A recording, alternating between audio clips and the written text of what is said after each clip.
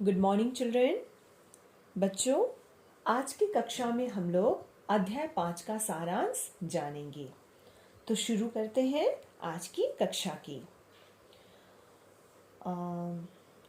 मीनू अपने जीवन की विपरीत परिस्थितियों में कभी-कभी हीन भावना से भर जाती थी, किंतु उसने इस हीन भावनाओं को अपने व्यक्तित्व में रमने नहीं दिया। बच्चों, यह एक सफल इंसान का गुण भी है, क्योंकि जरूरी नहीं कि हर समय परिस्थिति हमारे अनुकूल हो। जैसा हम सोचे वैसा ही हो। हमारे जीवन में आने वाली विपरीत परिस्थितियां हमें मजबूत बनाती है, हमें हर परिस्थिति से लड़ना सिखाती है। मीनू जैसी गुणवान एवं योग्य युवती के लिए यह हताशा ठीक नहीं। मीनू ने अपने को संभाला और साहस से काम लिया। उसने अपने लंबे जीवन को व्यर्थ न करने का फैसला किया। उसने विवाह न करने का निर्णय लेते हुए आगे वकालत की पढ़ाई करने का निर्णय लिया। वह बचपन से ही वकालत करना चाहती थी, इसलिए उसने अपने पिताजी से वकालत की पढ़ाई करने के लिए हॉस्टल जाने की अनुमति मांगी।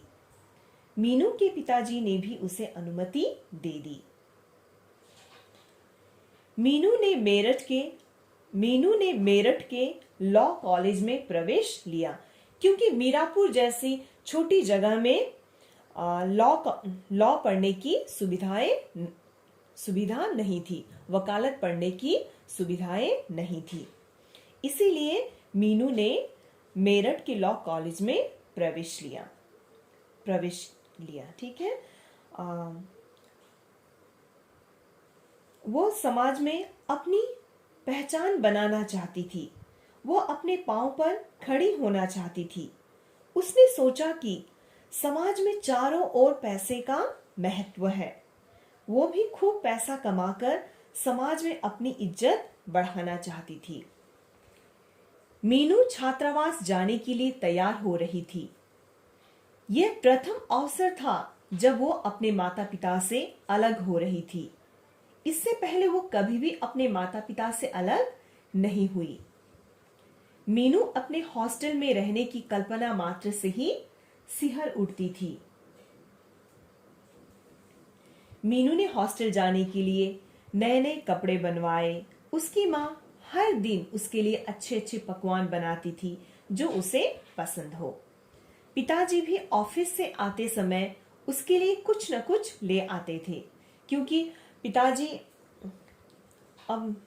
अब समझ गए थे कि अब कुछ दिनों के बाद उनकी बेटी पढ़ाई के लिए, वकालत पढ़ने के लिए घर से दूर हॉस्टल में रहेगी। मीनू एक निश्चित लक्ष्य लेकर आगे बढ़ी। उसे घर छोड़ना अजीब लग रहा था। घर छोड़ते समय उसकी आंखों से आंसू छलछला पड़े। मां ने मीनू को हॉस्टल जाते समय आशीर्वाद दिया।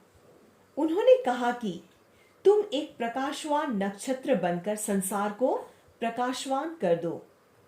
मीनू को ज्ञात था कि उसका लक्ष्य कठिन है। इस लक्ष्य को पाने के लिए उसे कठिन परिश्रम करना होगा। हॉस्टल के प्रारंभिक दिनों में मीनू को अच्छा नहीं लगा। उसकी कोई सहेली भी नहीं बन पाई थी। वो अपना अधिकतर समय पढ़ाई में ही व्यतीत करती थी। पढ़ते पढ़ते मीनू एक दिन अतीत की स्मृतियों में खो गई।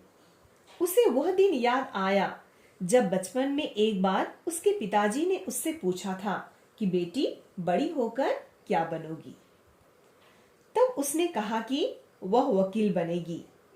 मीनू की बात सुनकर मां ने कहा कि लड़कियों को भला इतना कौन पढ़ाता है, 18 साल की उम्र में तुम्हारी शादी कर देंगे। लड़कों की बात और है। मां की इस बात को सुनकर उसे ठेस लगी। वो पढ़ाई में सदैव प्रथम आती थी और जीवन में कुछ बनकर दिखाना चाहती थी। मीनू अपने बचपन की स्मृतियों में खोई हुई थी। उसी समय उसकी सहेली माया ने आकर उसे यह समाचार सुनाया कि उसके पिताजी उससे मिलने आए हैं। यह समाचार सुनकर मीनू खुशी से फूली न समाई और वो तुरंत पिताजी से मिलने के लिए भागी भागी चली गई। मीनू पिताजी से मिलकर बहुत खुश हुई। माँ ने मीनू के लिए बहुत सा खाने का सामान भेजा था, है या नहीं बच्चों। जैसे आप लोगों के पिताजी भी, जैसे कभी कभी जब आप लोगों से मिलने के लिए हॉस्टल आते हैं तो आप लोगों की मम्मी है ना, आप लोगों की माताजी घर से बहुत सारे आपके मनपसंद पकवान बनाकर भेजती है या नहीं।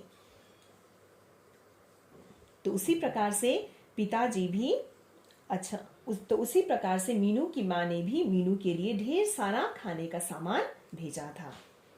1 घंटा रुककर मीरापुर वापस चले गए, परंतु मीनू को घर के स्नेह बंधन की स्मृति को फिर से तरोताजा करा गए। तो ठीक है बच्चों, तो आज हमने अध्याय 5 का सारांश जाना। तो बच्चों, अगली कक्षा में हम लोग अध्याय 5 से संबंधित प्रश्नोत्तर की चर्चा करेंगे। ठीक है, आज के लिए इतना ही। धन्यवाद।